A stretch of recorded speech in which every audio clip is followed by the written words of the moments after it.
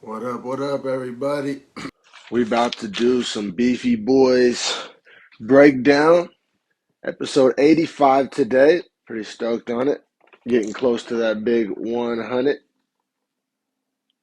As always, my partner Harrison going to be joining me here shortly. Very shortly. But yeah, the card delivered. I'm stoked to talk about it. Last week, I got to be real. I wasn't stoked on it. I wasn't excited to talk about it. I didn't enjoy watching it. Last week was a dud. But oh yeah, Holly's starting to turn up just in time for the pod. What's up? What up, bro? Man, I was just saying how, this card delivered. This card was better than I Yeah. thought it was gonna be. Man, I thought the matchups were fun on this card. Like, I don't know if you thought the same thing, but I mean, Vegas kind of was respectful to what I'm talking about here with there weren't too many fights that were just wild odds. There were like two or three, but that's always expected, right? But I feel like for the most part, these were odds where I could see underdogs winning or there being finishes with the way they were rigged. Because like Lang, for instance, had a higher or lower payout, better odds to win by finish than by decision. You know what I mean? Like I feel like the matchmaking was on point for things like that. Yeah, very good point. Yeah, a lot of finishes on the card, a lot of finishes on the card. And yeah, it was a quick night, right? That's another thing on these cards that aren't necessarily star studded. Like I don't need 17 fights. You know what I mean? Like I think it Yeah, ended up exactly. being Like 11. 11 was the right number. Now, granted, we lost Chase Sherman Romanov, which I was actually really pumped about I that. know, me too. Like I wanted to see Romanov dominate, but Right, especially against a guy like Chase Sherman that I don't necessarily love or think too highly of. So it's like if he doesn't dominate him, well, that's a big like red flag, right?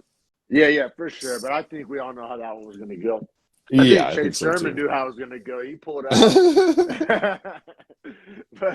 But yeah, man, we're gonna get to these prelims. Of course, we're talking UFC Fight Night, Lemos versus Andrade. Beefy Boys breakdown episode 85, double milestone 85. there. Shout out to our boy That George. George Kittle, yeah, that George Kittle Yeah. episode, that 85, baby. What up? But uh, but yeah, man, we're gonna get to the prelims as we always do, man. And we started off, man, with a weird fight. And I'm so glad that this did not set the tone for the card because I I was It was worried, such man. a bad taste in my mouth to have this be the first fight of the I night. know, especially after all the bullshit that we went through last week, and I was just like, Right. "Here we go, here we go." And But poor no, Mike Jackson, dude. yeah, Mike Jackson. So we got Mike Jackson, who has a record of 0-1-1.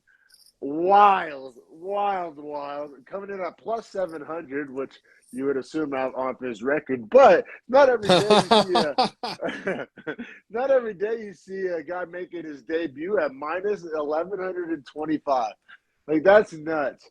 Like the Uh, hype was like it, I guess supposed to be real here for Dean Barry, and he got a I softball matchup. okay, that's what I was gonna ask you. Is the hype real or is it like Mike Jackson is so bad? I mean, I think the UFC reserves these softballs for guys that they're trying to build, like the Patties and the O'Malley's and apparently the Dean Barrys of the world. My question is like Mike Jackson lost to Mickey Gall in his UFC debut in 2016. Then he had a no contest with CM Punk in 2018, And then it's and now dead he just nothing. got a DQ win over Dean Barry. Yeah, and that's Like the what is story happening? because that's the story of this card. Yeah, or this fight at least. Yeah, no, the weirdest record of all time, the weirdest MMA career of all time. Um, Like and I Dean just Barry is one and of he's my least 37 favorite. years old, bro. Like I don't. Does it make sense? Like why is he in the UFC? I really like. He I, literally like somebody owed him a favor. it had to be right. Like I literally Somebody don't owed him. understand it. Like I cannot fathom What I why this man is signed. and I'm pretty sure he has like some pro boxing wins if I'm not mistaken. I think that's where he got like his. Well, it's sad that he fights for 4 Ounce Fight Team then, because 4 Ounce Fight Club is his gym name, and it's like, well, if you're good at boxing, you're not good at this, so maybe go back to Yeah, not 4 ounces. yeah, for sure, man. Anyway, that But does no justice to the fight. We should probably dive into it, but like, it's just a bad taste. Like as bad as that was and sounds, that's exactly what this was. Yeah, no, exactly, man. Left a bad taste in your mouth. It made me, I honestly, like I said, I'm really down on Dean Barry, and I just like don't like him. And I think most of like the Twitter's, post I saw was agreeing like the UFC community is not fucking with Dean Barry right now, and rightfully so, man, because this was a garbage performance against, you could argue, a garbage opponent. Um, so he starts it off with a spinning kick to the dick, right to Oh, the to the dick. dick, as And, Mike Jackson made sure to tell us 20 times. Mike Jackson That was was the funniest wild. audio in cage I've heard since Sean Strickland was talking to Jack Marsh. When DC was like, "Yo, we gotta cut the Yeah, he mic." was like, man, I'm gonna bring little Daniel to these events one day, and like, I'm glad it's not this one. When he said we gotta cut the mic, I was weak because just Mike Jackson was just screaming, "My dick, right in the dick, right in He's the like, dick." God damn, what a kick right in my fucking dick. And it was wild. It was wild. It was like, now the Bro, and then argument he looks back was, and he's like, hey, good shit though, bro. It was a nice kick. That was my dick, but it's a good kick. I was like, what the fuck? but then the argument both from Paul Felder and from later from Dean Barry, that was like, if he was able to talk that much, then how hurt was he really? I think that's a weird. I don't know. I don't think like I'm comfortable making that leap, But that was the take Yeah. out there. How do you feel about that? It was weird because like you could tell Felder immediately felt that and was like, nah, like if he's talking, like I'm not Yeah, cool with him being down. But whereas and I DC was like, respect Felder's opinion, obviously, right? but I Like, think Felder's a really serious guy, right? Like I think personality comes into play here in this aspect. Whereas like if you're a funny, like joke around kind of a dude, you know what I'm saying? Like I would expect Kevin Holland to do the exact same shit. we've all known guys like Mike Jackson that are just loud and like Yeah, flamboyant and like it's like, dramatic. do you think Kevin Holland is like faking shit or like, taking a break in those instances when he's like talking shit and is like resetting himself? That might be how they deal It's with it. it's their mindset. Yeah, exactly. Yeah, It's their mental how they approach to it. process it. Yes, So for with sure. that in mind, like I think DC has more of that mindset than of the Felder serious like Navy SEAL style mindset. So that into account, I think Mike Jackson is just a super goofball. Like, did you see his Twitter handle? No. Shits and giggles MMA. Yeah, this guy's a fucking character, man. So all right, so he ends up recovering from the low blow, like you said. He called it a good kick, and then at no point was deducted, which I thought was pretty wild. Like, I don't know, man. I I was just don't. close, man. I was close because like I don't know, man. Like he had been warned about his fingers, but he hadn't actually made any infractions before that. And then the kick to the nuts was But tough, but he was isn't doing a that lot the of like body the kicks. yeah? But isn't that the thing where like MMA fighters have all been posting like you get one free one, so just use it like at your own discretion because you I can't mean, like I in think this case, like he did get his free one, and then he got. I mean, yeah. Let's let's get to it. keep it building because it'll make a even bigger, I think, dent in the frame. Whenever Yeah, we so go ahead and say that he gets up, they start fighting again after a 3 minute, I believe, delay, which they started telling Tonioni, hey, he only has 2 more minutes. And then Tanyoni looks at me and he's like, hey, if you can't get up and fight in 2 minutes, then it has to be a no contest. And Mike Jackson was like, oh, nope, we're good. Like, I'm going to fight. And, like, popped up, and I was like, okay, well, that's suspect, yeah, but he fine. popped up like, I was like, that's suspect, but fine. And then as it proceeds to go, Dean Barry is looking way sharper. We both agree. Like, did he not look much sharper? Now, granted, in the start, he was eating counter shots from the shoulder roll of Mike Jackson because he was just overzealous. He was jittery. Yeah, He let's was say went sharper than what the edge of the tuna can. The fuck, you know what I'm saying? Like, yeah. yeah, Fair. That's fair. Yeah, it's like when you're fighting a tuna can, how sharp do you have to be? You could be a hammer. You don't have to be sharp at all. But so yeah, Dean Barry, I felt like it started to find the timing and the range and actually cracked Mike Jackson bad. Well, then yeah, Mike Jackson lunges forward, grabs onto him. I think that's kind of a common reaction of people whenever you get rocked is kind of lunge forward, try to grapple. Well, Dean Barry tries to separate and just literally grabs him by the eyeball, essentially with his hand. yeah. He like fish Like, hooks his imagine eyelid. getting like this and then hooking your hand into the eye like It that. was Like, like really oh, nasty. it was Bad. super gnarly to the point where Mike Jackson immediately, broke apart from him. It was super obvious. Like, Tanyoni immediately stopped it. Well, Mike Jackson literally can't open his eye. Like, he can't even force it open because the muscles are just like locked up in shock.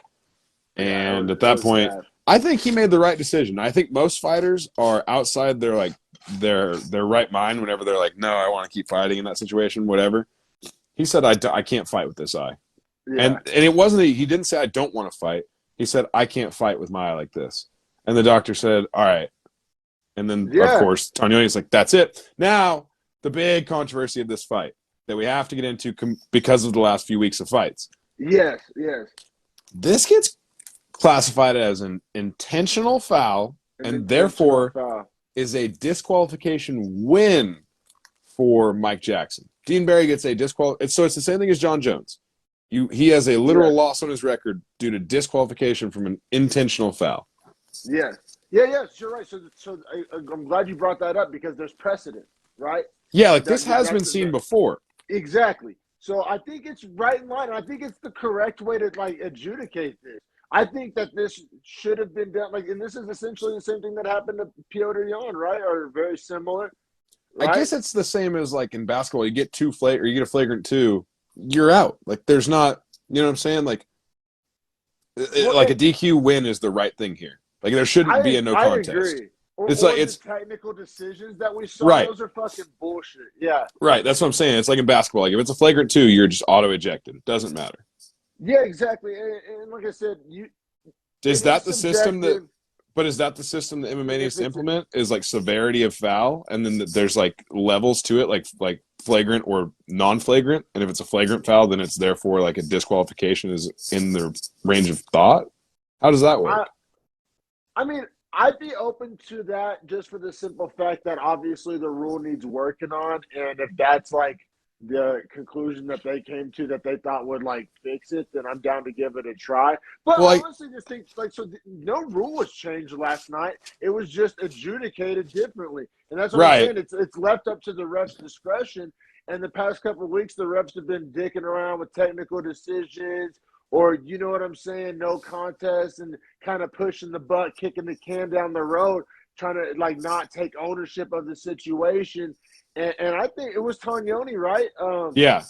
And Tognoni owned it, put his name on it, you know what I mean, and adjudicated it the way that I think, you know what I mean. So that's what I'm a little hesitant to say the rule needs to be changed. I think like the interpretation of the rule needs to be kind of more how Tognoni handled it, and just these refs need to like not be So scared to more like. black and white enforcement, less leniency.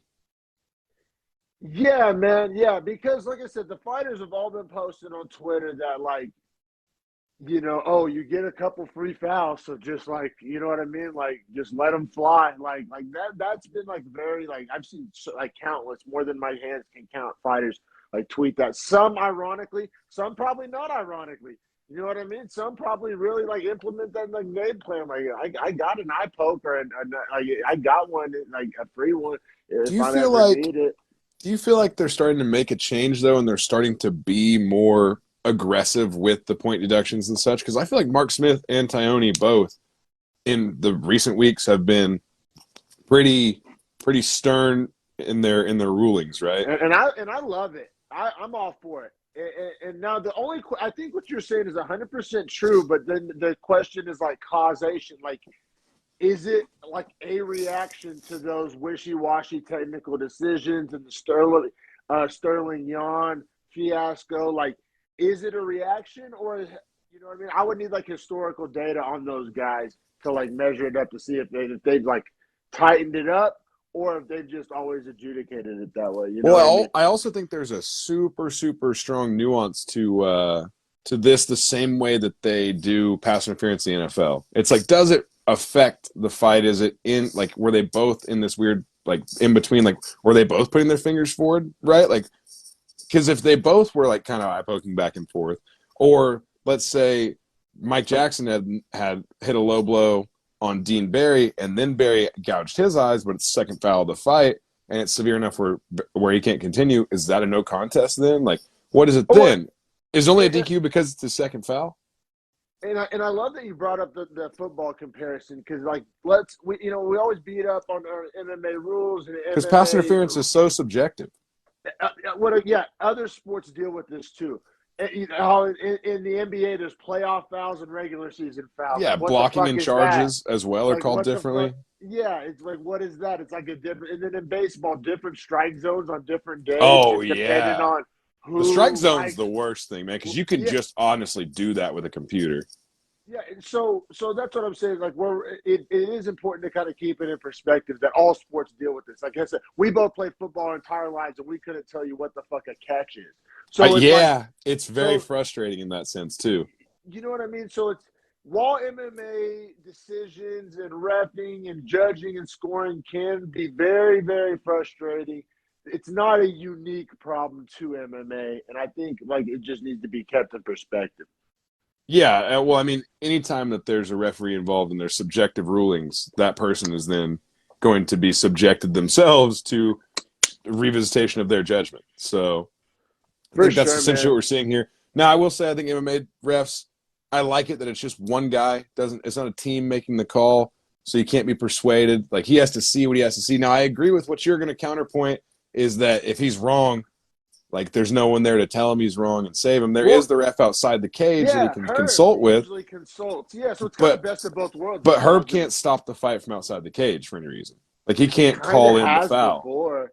I know he But has. refs like listen to him though if he says like I think See, it's a. yeah, So it and gets that's a real problem. murky. That's a problem, but that's on those refs, I think.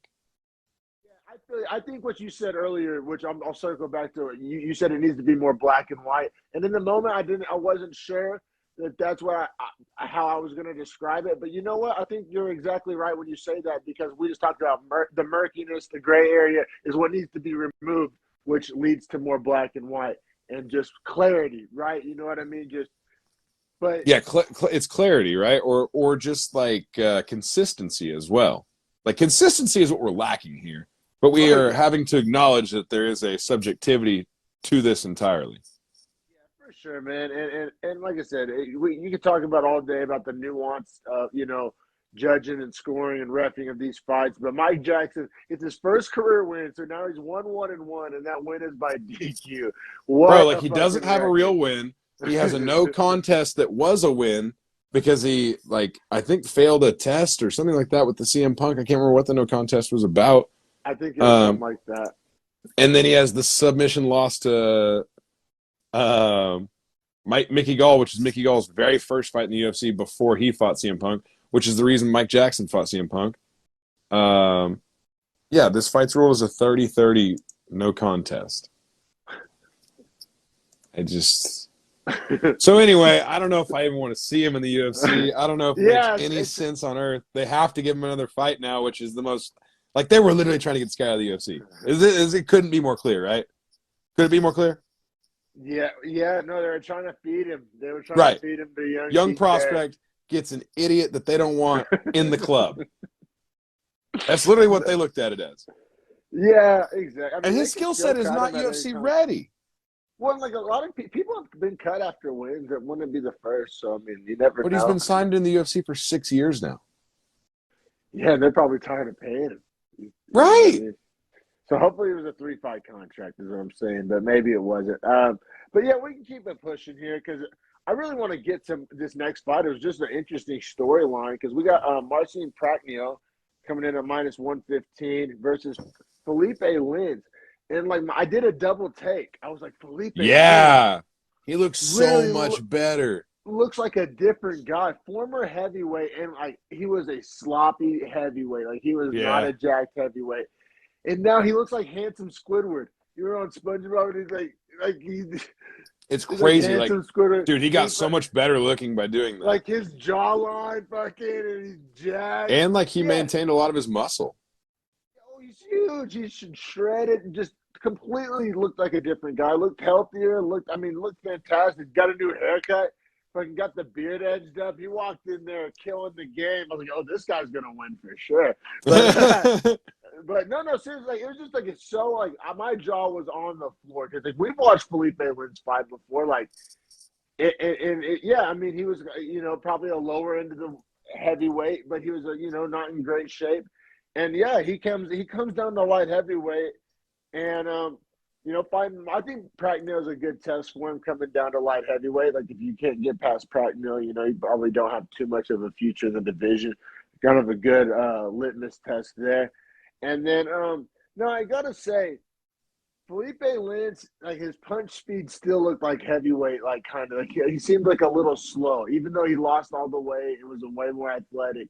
He His chin seeed very ready though for Oh 205. yeah, exactly. Because he's been fighting heavyweight. So yeah, he definitely the chin is gonna hold up at light heavyweight, and he fought great.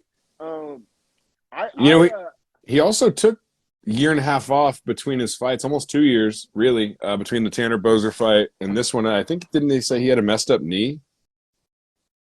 so and that you'll see that sometimes whenever guys come back and rehab, it like focuses them, and they learn so much about like And allows physics and them their. to maybe be less limited in their physical abilities. It's like Aljamain Sterling. I got to still give it up to him going back to his fight with Jan. Even though I scored it a draw, doesn't really matter. The whole point of that is that Aljo looked so much better from fight 1 to 2.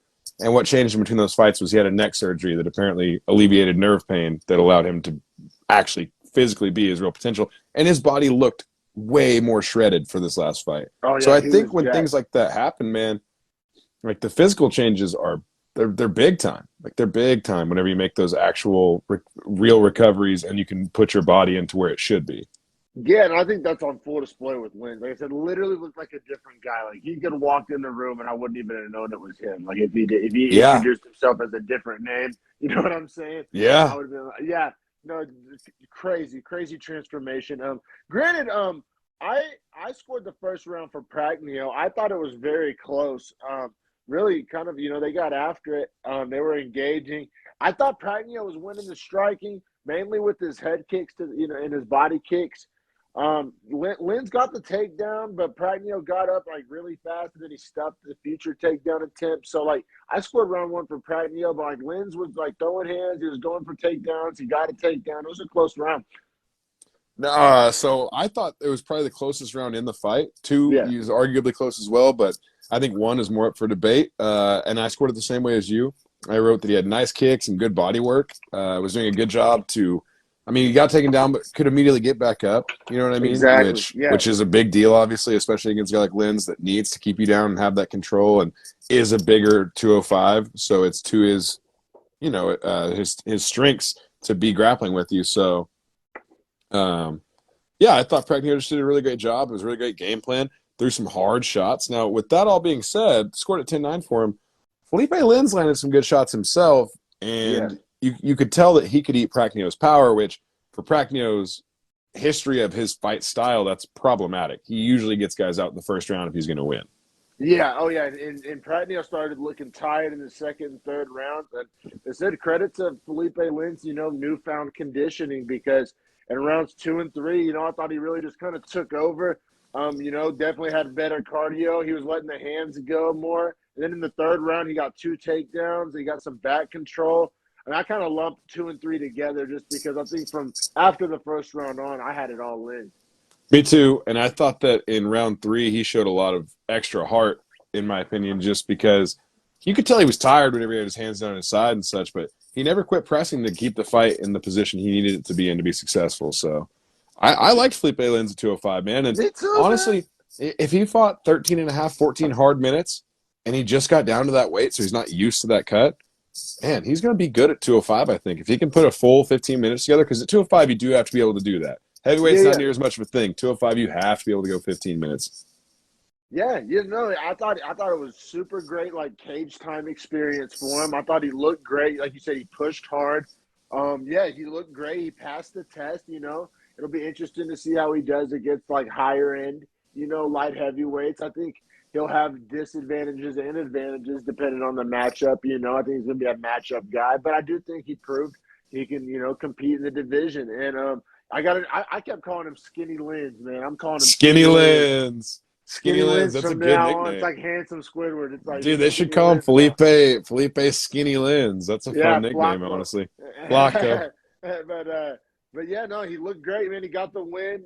Minus 105 was pretty much a coin flip on the odds. But like you said at the start of this, like a lot of close money lines on this one. And yeah, Felipe got the win. And I think Man, I'm glad light heavyweight got some new life. Go ahead. That's my final okay, comment. I'm so glad that you intro it with that because I was going to say DC said it better than I could, which is light heavyweight kind of needed this, like kind of needs more people that are fit the body type, you know what I'm saying, of being above 6'1" or 6'2", actually having that long frame, big strength, actually cut down so they walk around at 230. Like those guys aren't common because Yeah, those are usually super athletes in other sports. You know what I'm saying? When you're 6'3", 230, 240, you might be playing football professionally. yeah, exactly. You Yeah, might be a guard in the NBA if you're 6'3", 220. You know what I yeah. mean? Like there's plenty of other avenues of sport when you're that physically gifted. Well, that's what we always thought with John Jones, right? It's like, oh, this is what it looks like when a And that is fucking Mike, true. And like we're how starting to Kobe see Bryant does MMA. You know what I mean? Like, but I honestly do think the UFC in the last few years is starting to catch up on level of athleticism in their top end fighters. yeah, but I also think that looks differently than we initially thought it would look. We I used to, agree with that. like in the, back in the day, we thought it would be a big jack roided up dude, or like. But we're learning MMA athletes. It's like triathlete or like marathon runner type like physiques. Obviously in the lower weight classes, and I guess there's exceptions. Like Volkanovski's pretty jacked, but he's been him. He's so like thin now. He's like It's so lean. it's weird to me too though because you think about like 85 champion Adesanya, not So, shredded by any means, right? but But then very some of the lean.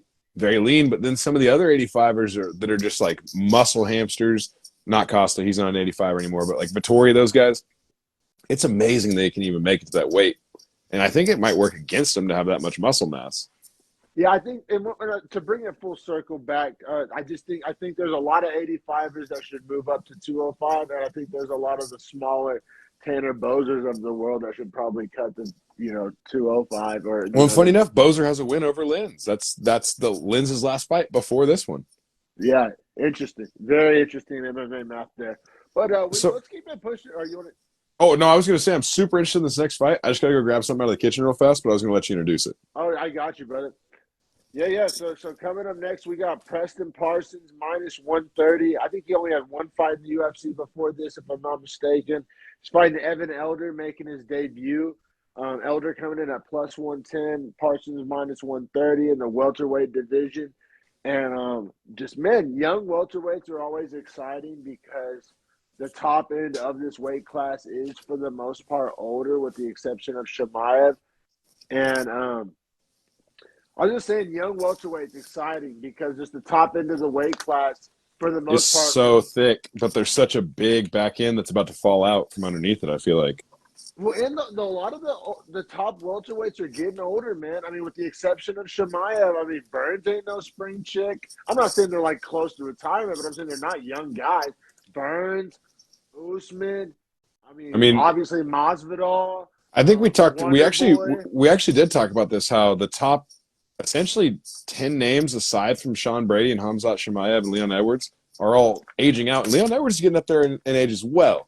No spring chick, man. He's been in Right, the and UFC then like 8 years. Chiesa, Jingliang, Neil, Ponzinibbio, those are all old guys too. Yeah, Like not young welterweight's guys. due for a 10-person flop here in the next 4 or 5 years. Like Stephen Thompson cannot fight much longer. Dude's 39.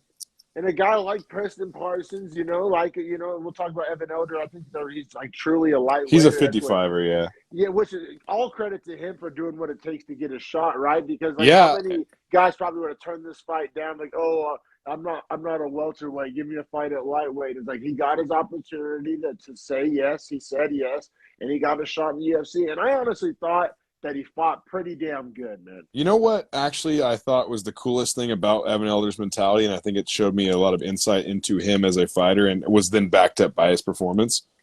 He does not he's 7-0 going into this fight. He took it up a weight class on 3 days' notice to get his UFC shot.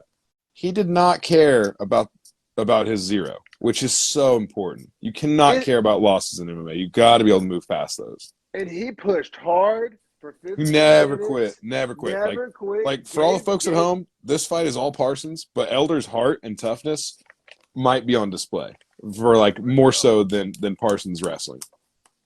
Cardio and dealing with the bigger guy. And he couldn't be choked out. I don't know how he survived 3 or 4 instances of an arm triangle. He was so deep. The first one I think he would have tapped to, but the round saved him. And then in the second round, he got caught in 2 different ones and escaped both. Yeah, no, the second round is one I had really noted down. That was the real deep one, I thought. Yeah, you're right. Did you have any 10-8s? I actually didn't. And I usually am more liberal with my 10-8s than the You real didn't have judges. any 10-8s here. I didn't. I didn't, man. And like I said, I've been handing out 10-8s like Oprah lately, man. But I didn't see one in this round. But I mean, I'm not like opposed to it because Parsons.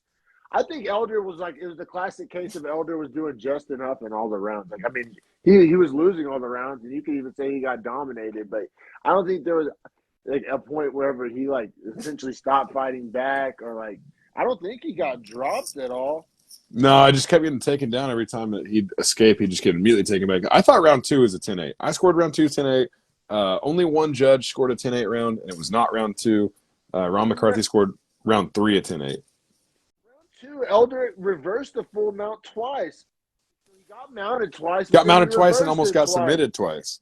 And then managed to reverse position like that. But he also was eating hard elbows before the submission attempts were coming in. His face was, he literally had a cut from here to here, like a huge gash from round 2. Yeah, I'm not dying on the hill. I think it's dope that you gave it a 10-8, honestly. Like I said, I think the fact they gave handed out. I think the fact that round 3 was scored at 10-8 is egregious. Yeah. I thought Evan Elder fought back hard in round 3. I didn't think he was getting dominated at all that round like that. Yeah, man, and so 2 judges scored at 30-27. So I'm, I mean, I guess we're both represented here. One judge scored at 30-26. And yeah, so Parsons, I mean, looked fucking fantastic. I know we're talking about Evan Elder and giving him moral victories here, but Parsons looked great.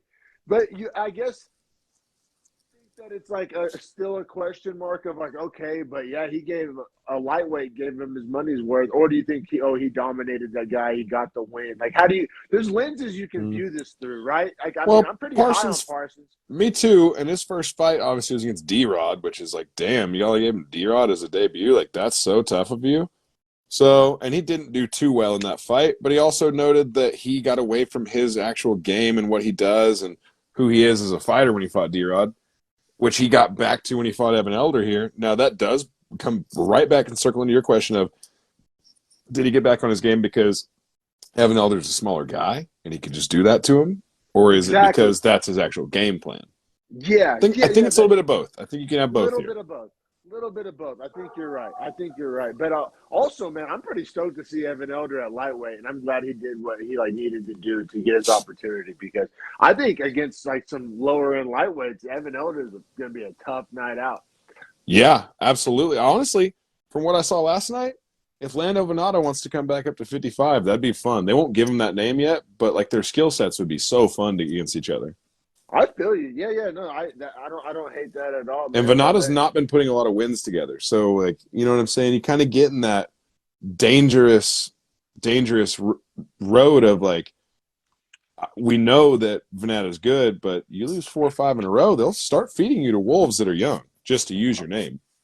Oh, for sure. Especially if you're not like selling anything or you know what I mean, like the. Yeah, I feel you there, man. But you want to keep it pushing to this bantamweight fight? Yeah, so bantamweight breakdown, boys. Yeah, man. So I mean, at this point, we're 2 out of 3 fights into the night, and we have the 1 DQ and 2 decisions. Well, for everyone at home, get ready for us to probably pick the pace up a little bit because the whole card stepped the pace up crazy. Next fight, we have 135, Cameron Ellis, plus 195 against Arichi Lang, minus 240. Is it Arichi Lang? You know what I'm saying? Is that how you say his name? I don't know. I like how they lump it all together, man. Yeah, I do too. It takes the guesswork out for me. And I don't know, man. Like I said, we've gone round and round with these Mongolian naming structures, and I think it's I can't figure UFC, it out. Which has confused us. Like even like the whole Yao Ming thing for years in the NBA, like on the back of his jersey it said Yao. You know what I mean? Which it should. But we say Yao Ming like in our naming structure that comes first.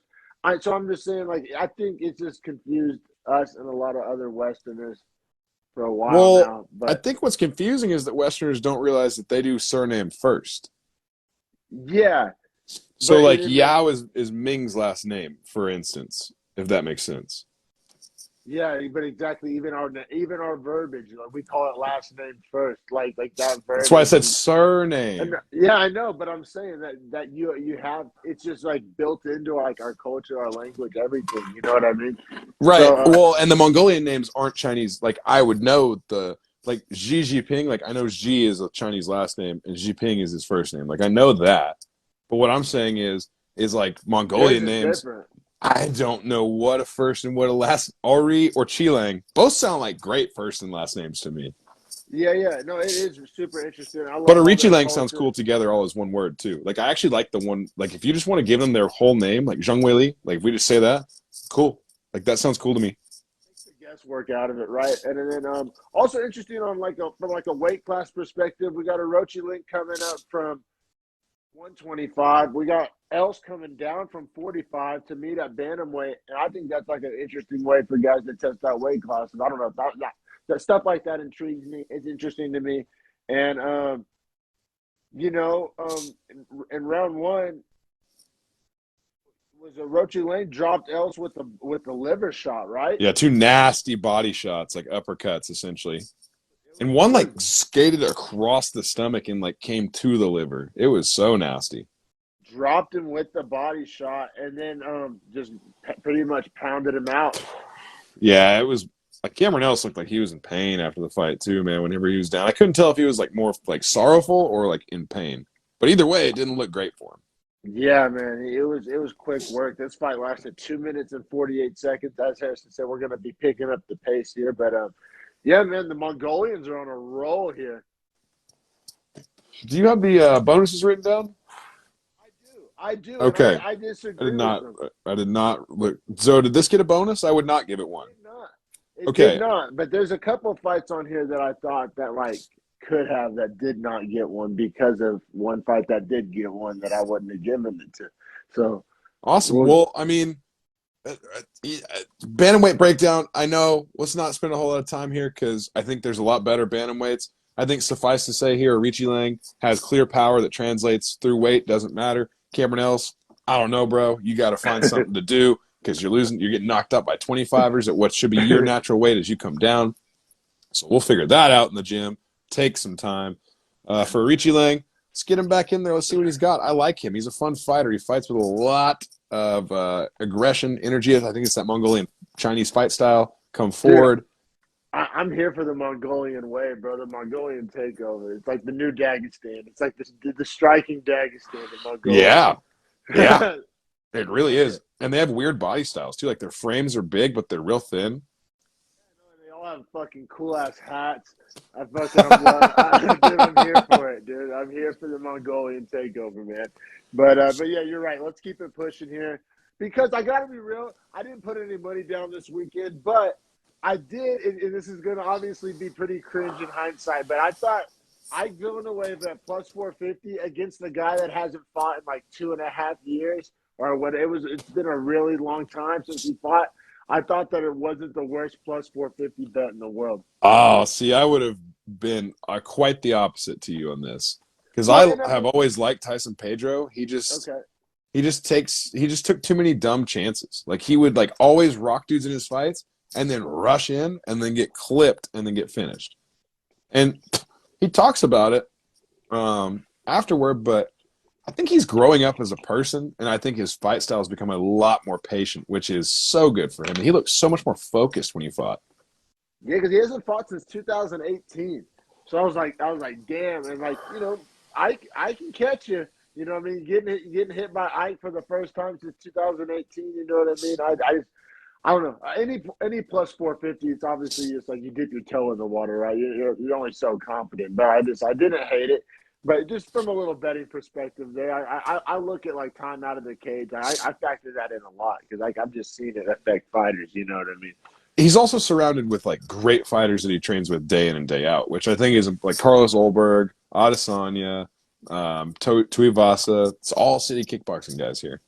Yeah, no, that's credit to those guys, right, for keeping him sharp because that's impressive. Because he looked sharp. He didn't look like a guy with any ring rust.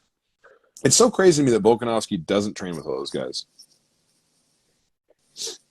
Like he Yeah, just trains at his little small gym that he came up in. He's like, I'll never leave this gym. which shout out to him. That's awesome. It shows how different Volkanovski is because what I'm alluding to is I think Tyson Pedro was made a lot sharper in the gym. Iron sharpens iron. Well, all those guys have gotten so sharp in the last 3 years. How could he not? In Vegas, respected the hell out of him coming in at minus 630. So yeah, you, Vegas, and everybody else see Well, this one coming. so Ike Villanueva has notorious knee problems as well, Yeah. which they flared up obviously in this fight, but they tried to do an ACL reconstruction and put it in the wrong pathing on his leg, and they had to Really? then they had to remove it from the pathing they put it in and redo it entirely. Oh God, that sounds like a nightmare. I had no idea about that. Yeah, and so for Ike, that's why he's such a crazy heavy boxing approach. Is he doesn't have a good left knee. Well, Tyson Pedro clearly took note and was just reaping him with leg kicks. Yeah, the leg kicks were brutal. I think he dropped him with the leg kick at It was one leg point, kicks yeah. that dropped. It was leg kicks that dropped him, and then he hit him with 2 uppercuts to finish the fight. At 4 minutes and 55 seconds, but it was like It was no done. way. Yeah, yeah. Like he would have gone to his corner and been like, "I can't walk." And if I was his corner, hopefully they would have thrown the towel because like he was done. Yeah, he was done. Yeah, the leg kicks destroyed him. It sucked because they were like talking about the storyline of like Ike's son's about to go off to college, and he brought him with him cage side for the first time and shit. And I It's don't like, know, that type of shit. well, hey, hopefully his son goes to college and leg kicks some kids if he ever gets in a fight. Yeah, it was college. He's gonna play football. I think at North Texas. He said his son's like 6'4", 280 or some shit. He's like 18. Yeah, He's like 18. Yeah, like a teenager, fucking beast. That's dope. Dope family for sure. good genetics. But yeah, man, good for Tyson Pedro, man. You know, overcoming injuries, coming back after it's 4 years, man. 2018 was 4 years ago, and it doesn't seem like it, but goddamn, it's a long time, man. That's a really long time. Not a lot of guys win after taking 4 years off, and he did in convincing fashion. Did you find out what was up with Chase Sherman because their fight gets canceled night of the fight? Small medical emergency. Yeah, they said. I don't know, man. I don't know. I think my BS meter, It's kind of high right now, right? Meter, it's bouncing. I don't know. Especially he was like a plus 500 underdog against Romanov. I wonder if it was a blood pressure thing. Like his blood pressure was too high because that's a thing. Maybe he was just nervous, but he's fought so often. Yeah, man, and it's hard to call a guy scared or whatever, but I don't know. I don't know. Man. I don't know. Anyway, that gets scratched from this card. Hopefully they rebook that soon, like a week from now would be cool. Yeah. So I guess we'll push to the main event of the prelims. Yes. We got Dwight Grant and Sergey. What is it? Hondoshko. And because his nickname is Honda. I didn't know that. That's hilarious. Sergey Hondoshko. Nicely done, Sergey. And with this fight taking place at welterweight, another razor thin money line plus 100 for Grant, minus 120 for Sergey Hondoshko. What a fight, though, bro! What a fight! Banger. Vegas was on the money with the line. Yeah, because this fight could have gone either way. They were banging it out. Really, I mean, there's probably no more cliche thing to say than slugfest, but it really paints an accurate picture because it was essentially all boxing. Yeah, no, exactly right. But I mean, first round, Hondoshko throws these straight, crispy jabs and straight rights, but Dwight Grant is like, I want to say 6 inches longer in reach, something absurd. So he's looping these hooks around, and they're both connecting with each other in different exchanges with the same shots. It's literally just who can dodge the other one's shot as they throw theirs. Well, and Grant's eye closed up very early. I know it got mentioned and looked at later, but dude, that happened early. I saw it happen in real time. I'm not trying to be like, oh, I saw it and no one else did. I'm sure, but they didn't mention it for a couple minutes after it happened. Like, it happened early. It swelled up like from those straight shots you were talking about. Like, his eye was closed like, I think like 2 minutes into the fight. Like, it happened early. They started mentioning it towards the end of the round, but it closed up like almost instantly. Which became a big problem, I think. I think that became a big problem. How'd you score round one? I scored it to Grant, but just barely. I did too. Banger of a round, close round. I gave it to Grant. I thought Grant landed more big shots, and I didn't look at the numbers, and I didn't CompuBox box it, but just my eye test saw me like each man was landing bombs. I thought Grant landed more bombs. That's how I interpreted it. Is that I didn't check the numbers. That's how I saw it. That's how I saw it too. Now the second round opens with more fireworks as Grant re-rocks Hondoshko straight out of the gate, essentially. Big hook again.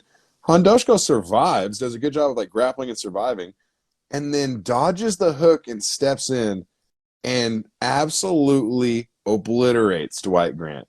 Yes. The minute Really. he stepped inside the hook and just went with the straight shots, 4 minutes, 15 seconds left in the round is when it gets called. I think he landed that straight shot 345. Like, he punched the hell out of Dwight Grant after that. Like, that flurry was mean after.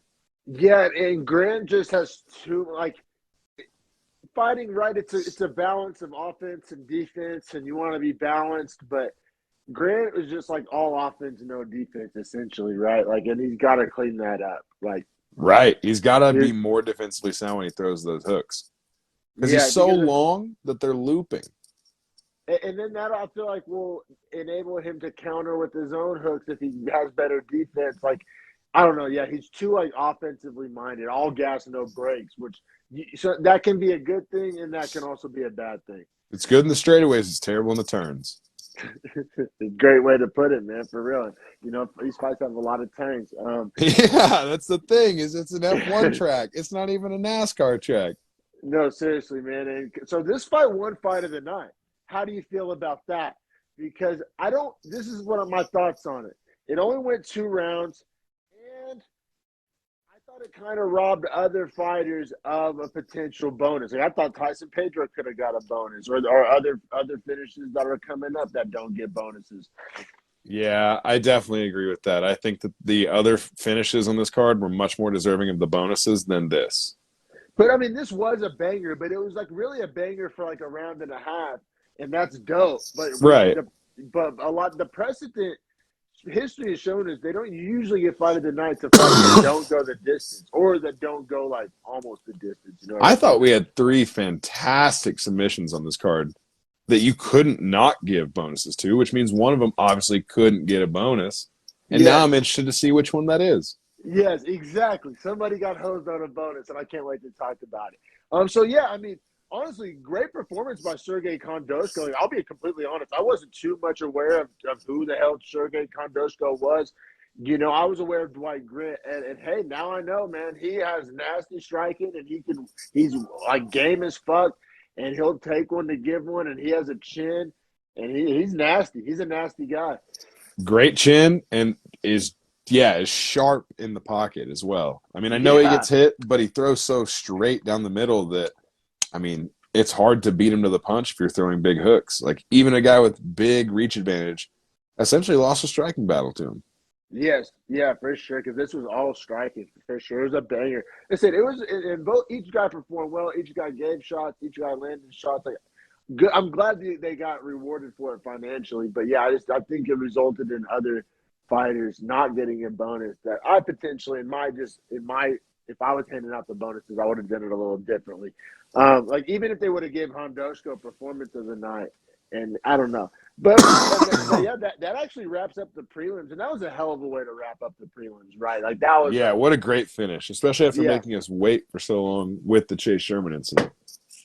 Yeah, exactly. Oh man, I tweeted out on our account. I was like, this fight has more filler time, or this fight has more filler than some McDonald's chicken nuggets, because like there was so much like God, I thought Laura Shenko, is that the blonde girl's name? I thought she was like being hella cringe. Like, I thought she had like some cold takes, and like, 'cause she doesn't usually get that much like desk time. Like, she was doing the actual desk.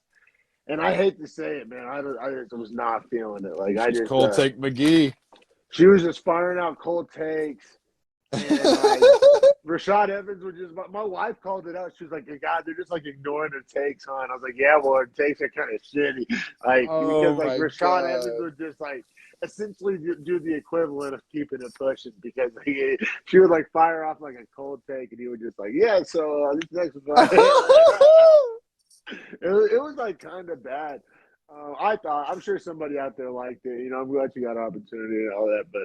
But yeah, needless to say, a lot of filler time because It's of hilarious the that even fight Nina getting was pulled. like, wow, they're just kind of pushing past her takes because they're so bad. Yeah. She acknowledged it too. She was like, "Yeah, I don't really like." She just wasn't doing a great job. And it's cool. We've all had bad days at work, but you know what I mean. That's the thing. If Rashad Evans would have been engaging with it and like fucking with it, like, but you could tell that he was just like, You're I'm just gonna keep like, it what are pushing. you, man? So this next fight is gonna be real cool because, and then just lays the floor, I'm sure, because he's like, all right, you're not gonna burn this house down again.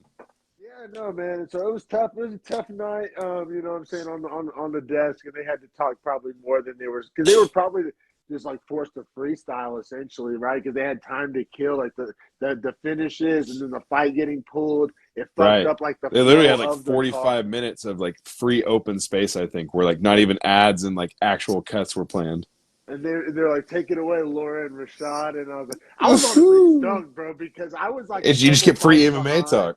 Well, no, not that at all. I fucking fast forwarded past it. I was about to say I was like 30 minutes late to start the fucking card, and I was like, usually I'm bummed about that because I can't like check Twitter because I'll spoil it for myself. And then I was like, oh shit, perfect time to get caught up. And then boom, you're back in line, ready for Yeah, that no, main card. for sure, brother. But yeah, man, that wraps up the prelims. We'll take a break here, and I'm gonna pour myself a beer, and then we'll get back to it for the main card.